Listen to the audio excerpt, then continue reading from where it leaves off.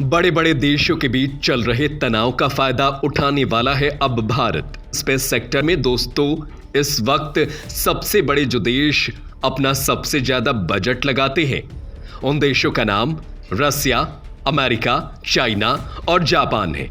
इन देशों के पास space sector पर 5वां सबसे बड़ा बजट इंडिया का होता था, जो कि महज $1 अरब के आसपास था। लेकिन अब भारत की किस्मत चमकने वाली है। ऐसा इसलिए क्योंकि फिलहाल सबसे बड़ी महाशक्तियों वाले देशों के बीच में तनाव चल रहे हैं। एक ओर चीन और अमेरिका के बीच तनाव है, तो दूसरी ओर दुनिया की सबसे बड़ी महाशक्तियों में से एक रसिया यूक्रेन के साथ युद्ध में काफी ज्यादा व्यस्त चल रहा है। खबर है कि स्पेस इकोनॉमी में साल 2025 तक भारत का बजट $600 अरब तक पहुंच सकता है। इस क्षेत्र में भारत के लिए सबसे बड़ा मौका खुल रहा है। पूरी दुनिया इस वक्त स्पेस सेक्टर को मजबूत करने के लिए पूरी तरह से कोशिश में जुटी हुई है। भारत की साल 2020 में स्पेस इकोनॉमीज की साइज $47 अरब की थी, जिसको साल 2025 तक $601 अरब पहुंचाने तक का अनुमान लगाया जा रहा है। स्पेस सेक्टर के बिजनेस में फिलहाल पूरी दुनिया में रसिया और चाइना सबसे बड़े खिलाड़ी हैं। यूक्रेन रूस युद्ध में रूस लगातार बर्बाद होता जा रहा है, तो वहीं चीन अमेरिका के साथ तनाव से जूझ रहा है। अमेरिका के स्पेस एक्स के मालिक एलन मस्क की जो कंपनी है वो पूरी दुनिया में सबसे बड़ी महंगी कंपनी है और सबसे कारगर मानी जाती थी।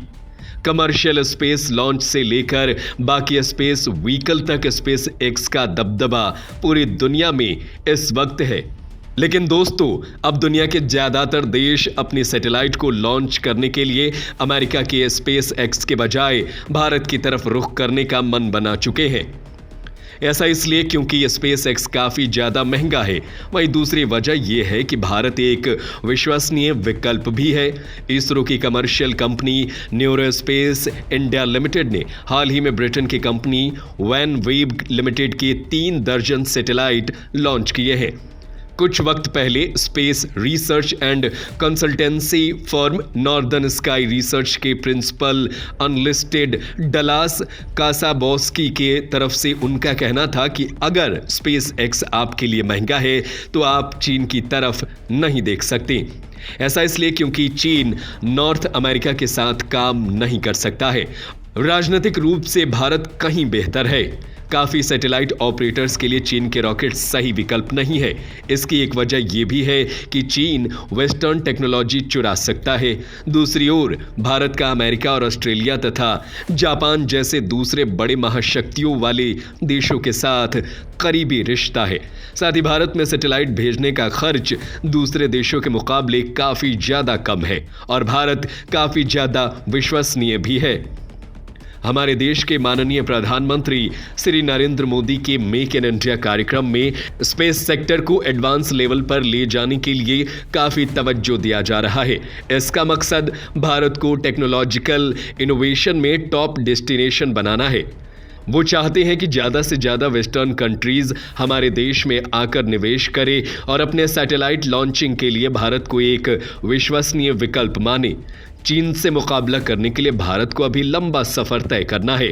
मार्च 2020 में अर्थ ऑर्बिटल सैटेलाइट में चीन की हिस्सेदारी 13.6% थी, जबकि भारत की हिस्सेदारी केवल 2.3% तक थी। सरकारी अखबार ग्लोबल टाइम्स के मुताबिक पिछले साल चीन ने 64 सैटेलाइट लॉन्च किए थे। चीन की ज्यादातर कंपनीज अभी अपना रॉकेट डेवलप कर रही हैं। वर्ष 2022 में चीन के स्टार्टअप कंपनी गैलेक्सी स्पेस ने अपने 6 सैटेलाइट लॉन्च किए थे, जबकि जनवरी में गैलेक्टिक एनर्जी ने 5 सैटेलाइट अंतरिक्ष में पहुंचाए। दूसरी ओर भारत ने केवल 5 सैटेलाइट लॉन्च किए थे। ये सभी सैटेलाइट इसरो ने लॉन्च की है। साल 2013 में भारत ने मंगल पर एक मिशन लॉन्च किया था, जिसकी कीमत उसी साल भेजे गए नासा के प्रोब की तुलना में महज 10% थी। हैदराबाद की startup company Skyroot Aerospace ने पिछले साल एक बड़ी अचीवमेंट हासिल की थी। ये कंपनी सक्सेसफुली रॉकेट लॉन्च करने वाली इंडिया की पहली प्राइवेट कंपनी है। स्काई रूट एयरोस्पेस ने पहले ही कोशिश में इस तरह की उपलब्धि को हासिल किया था। उसकी योजना इस साल यानी कि 2023 में एक सैटेलाइट को अर्थ के ऑर्बिट में स्थापित करना है। कंपनी का कहना है कि एस्टैब्लिश्ड लॉन्च कंपनीज से आधी कीमत पर यह काम कर सकती है। कंपनी का कहना यह भी है कि सैटेलाइट के लॉन्च के लिए पर किलोमीटर की कॉस्ट $10 तक नीचे लाई जा सकती है, जो अभी हजारों डॉलर है। अगर ऐसा हुआ तो कंपनी एलॉन मस्क के स्पेस एक्स को कड़ी टक्कर दे पाएगी। दोस्तों, साफ है कि आने वाले वक्त में भारत का दबदबा पूरी दुनिया में स्पेस सेक्टर के क्षेत्र में पड़ने वाला है। भारत की सफलता को देखकर चीन ही नहीं बल्कि रसिया भी हैरान हो गया है।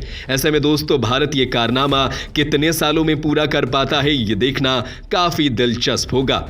आप क्या कहेंगे? हमें अपने विचार और सवाल कमेंट सेक्शन में जरूर बताएं। साथ ही साथ इस वीडियो को लाइक, शेयर और चैनल को सब्सक्राइब करना बिल्कुल ना भूलें। जय हिंद, जय